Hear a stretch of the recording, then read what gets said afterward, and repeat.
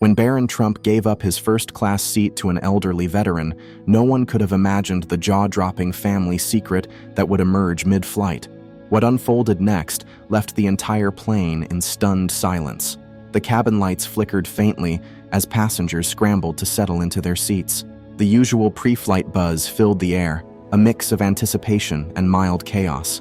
It was a crisp morning at Ronald Reagan Washington National Airport, and Flight 247 to Newark was packed to capacity. Among the crowd in first class sat a young man whose face many recognized instantly, though he clearly wished they wouldn't.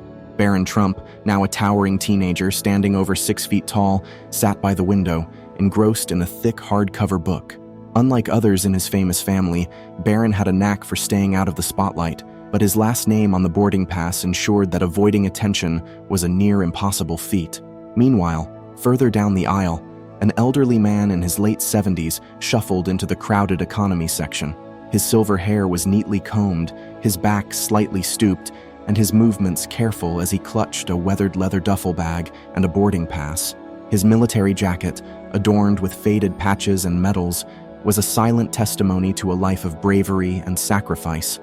Passengers stole glances as he passed, some whispering in hushed tones, wondering about his story, while others quietly admired the quiet dignity in his stride.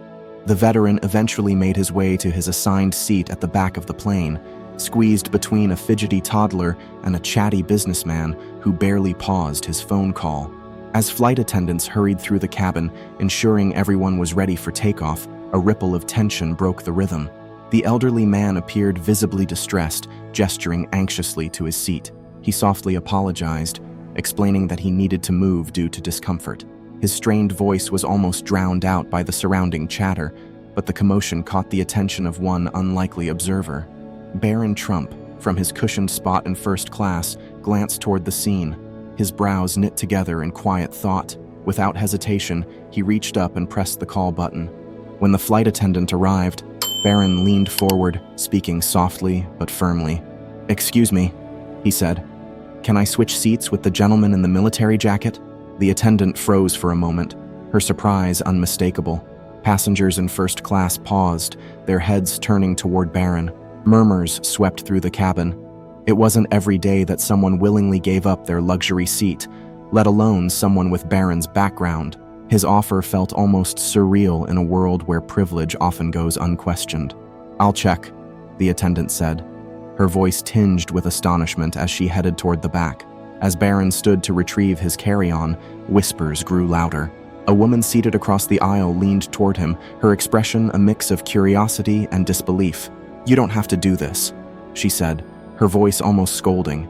"You paid for this seat." Barron gave her a small, genuine smile. "Some people deserve it more," he replied simply, his words as unshakable as his resolve.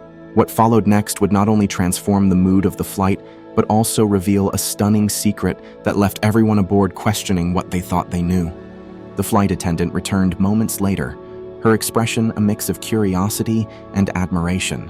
"He said he'd be happy to switch," she informed Barron, her voice slightly shaky. After all, it wasn't every day someone gave up a luxurious first-class seat, let alone a teenager with a last name that carried such weight.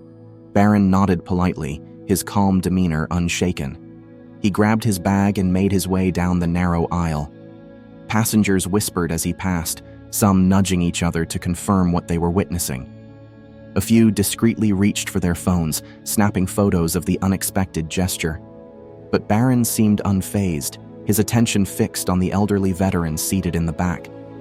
When Barron reached him, the veteran looked up, his face etched with confusion. "Are you sure, young man?"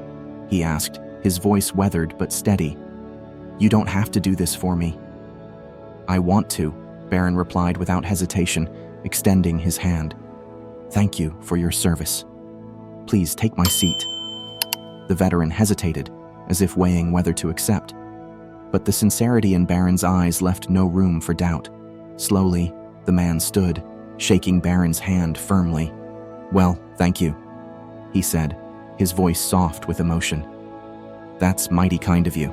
As the veteran made his way to first class, the murmurs among passengers grew louder.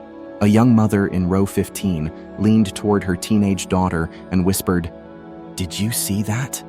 He just gave up his seat. Meanwhile, a businessman seated near Barron shook his head in disbelief. "Never seen anything like that on a flight," he muttered, almost to himself. Barron slid into the now vacant economy seat, adjusting his tall frame to fit the cramped space. He appeared completely at ease, ignoring the scattered stares and whispers around him. A flight attendant paused beside him, discreetly asking if he needed anything. Barron simply shook his head, already thumbing through his book as if nothing unusual had happened. Up in first class, the veteran settled into the plush seat. His hands trembled slightly as he adjusted the armrest, visibly overwhelmed by both the comfort and the unexpected kindness. A flight attendant approached with a warm blanket and a complimentary drink, explaining softly, "The young man insisted you should have this seat." The veteran smiled faintly, his eyes glistening. "It's been years since I've been treated like this," he murmured. He glanced toward the back of the plane, where Barron sat quietly, absorbed in his book. What had seemed like a small act of kindness had shifted the atmosphere of the entire flight. For a brief moment, the cabin exhaled, the tension of boarding replaced by something almost magical.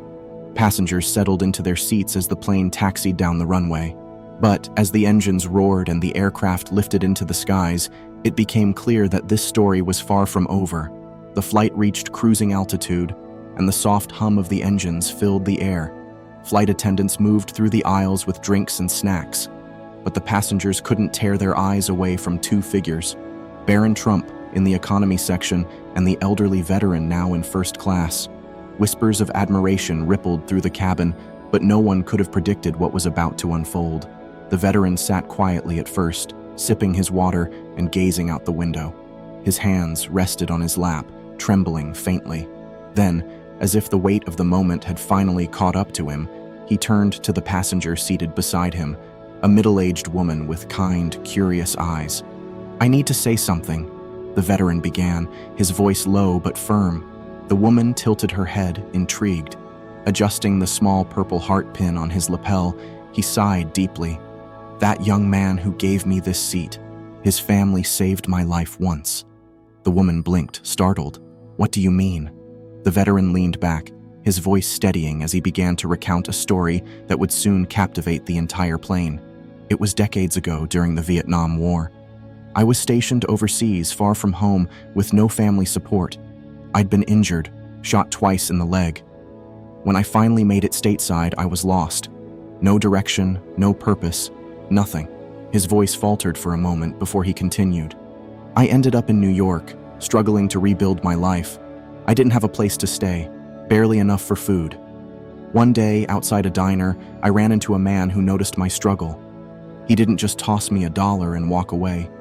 He sat with me, listened to my story." The woman leaned in closer, her eyes widening. "Who was he?" The veteran's expression softened with a wistful smile. "Fred Trump, Donald Trump's father." Gasps rippled through the nearby seats. Passengers who had been eavesdropping leaned in further, captivated by the revelation. "Fred didn't owe me a thing," the veteran continued.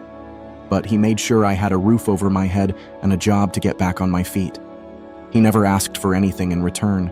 He just told me, 'You served this country. It's the least we can do.' I'll never forget those words." By now, his story had spread throughout the cabin. First-class passengers exchanged astonished glances, and even those in economy leaned forward, straining to hear more.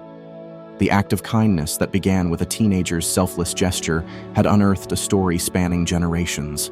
A tale of gratitude, sacrifice, and humanity that no one on board would ever forget.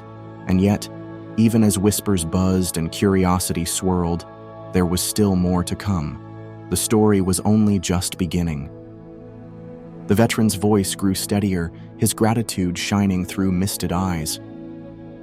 "I always wanted to thank his family," he admitted. "But life moved on, and I thought that moment was lost forever. And now today, that man's grandson, he's given me a gift I'll never forget." What are the odds of something like this happening? In economy, Barron sat oblivious to the growing buzz. His book captured all his focus, his long legs awkwardly folded into the cramped space. Meanwhile, in first class, the weight of the veteran's story settled over the passengers like an invisible force. Glances were exchanged, and murmurs of astonishment rippled through the cabin. A flight attendant leaned toward the veteran, her voice soft but charged with curiosity. "Would you like me to tell him what you just shared?" The veteran paused, his eyes drifting toward the back of the plane. After a moment, he shook his head. "No, not yet. Let the boy have his peace. He doesn't need to know how much this means to me, not right now." But the other passengers weren't as composed. Whispers surged with growing excitement, as if everyone on board could feel the gravity of what was unfolding. What had started as a quiet act of kindness now carried a sense of destiny, as though the universe had aligned to create this moment. And then, something extraordinary happened. The veteran sat quietly, his story lingering in the air like a challenge unspoken. Nearby passengers exchanged glances, leaning closer to whisper their thoughts. What began as a routine flight had transformed into a shared experience, one brimming with meaning and connection. It was the man seated across from the veteran who finally broke the silence. He appeared to be in his early 40s, his face tired yet kind. "I'm sorry to interrupt," he began, his voice steady but laced with emotion. "But your story really hit home. My grandfather served in Vietnam too. He used to talk about how much it meant when people cared enough to help. Hearing what Fred Trump did for you, well, that's rare. Too rare." The veteran nodded slowly, a faint smile lifting the corners of his lips. "It's the little things, son," he said, his voice warm and reflective. "People don't realize how far a small act of kindness can go. Back then, I thought my life was over, but that man's generosity gave me a second chance." Across the aisle, a young mother cradling a sleeping toddler joined in, her voice gentle yet firm. "You know, my dad used to say the same thing. He wasn't a veteran, but he always told me that when someone lifts you up, even just a little, you pass it on. It's like a chain reaction. What Barron did today, it's proof that kindness still matters." The veteran's gaze softened as he listened, his eyes carrying a blend of humility and wisdom. "It's true," he said, his voice quieter now but no less impactful. "And it's not just about grand gestures. Sometimes just being seen, just being acknowledged, can change everything. That's what Fred Trump did for me. And now, his grandson has done it again, all these years later." The cabin fell into a hushed awe as passengers processed the magnitude of what they'd just heard. Each word from the veteran added a new layer of depth to the moment.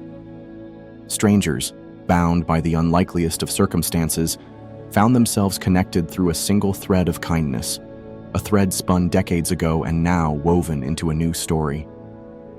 The stories continued, each one more heartfelt than the last. A flight attendant, visibly moved, perched on the armrest of an empty seat near the veteran.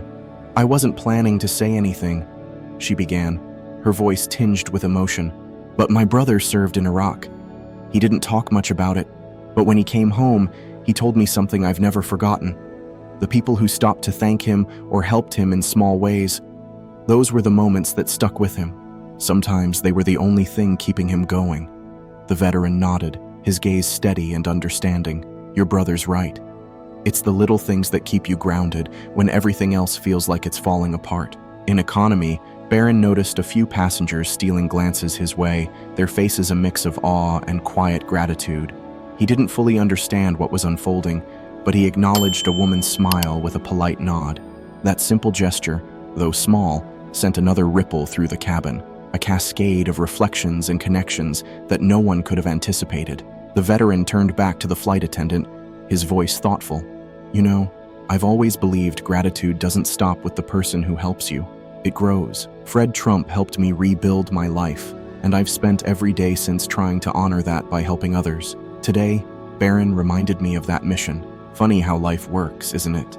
A brief patch of turbulence jolted the plane, but the mood in the cabin remained steady, almost sacred. The conversations had evolved into a shared catharsis.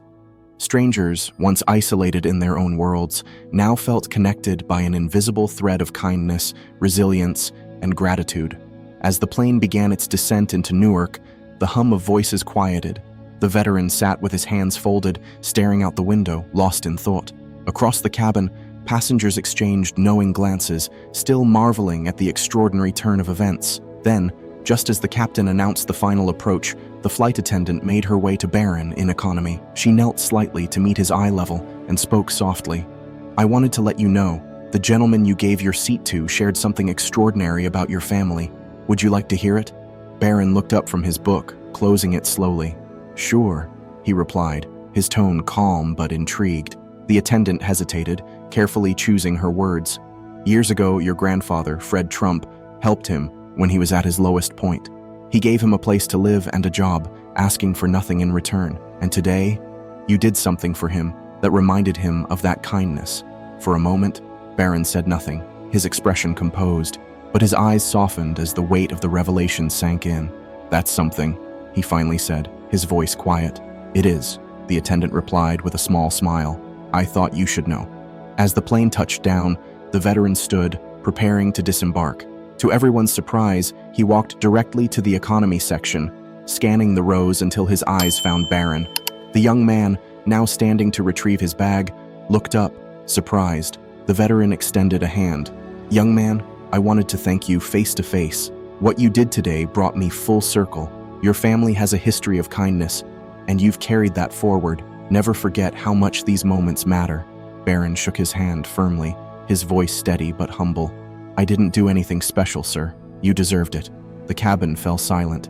Passengers watched the exchange with rapt attention. Some had tears in their eyes, others wore thoughtful smiles. The connection between these two men, separated by generations, felt like a living testament to the enduring power of empathy and gratitude. As passengers disembarked, many paused to thank Barron for his gesture. Others approached the veteran, offering handshakes and words of appreciation for his service. The atmosphere was unlike anything anyone had experienced on a flight before.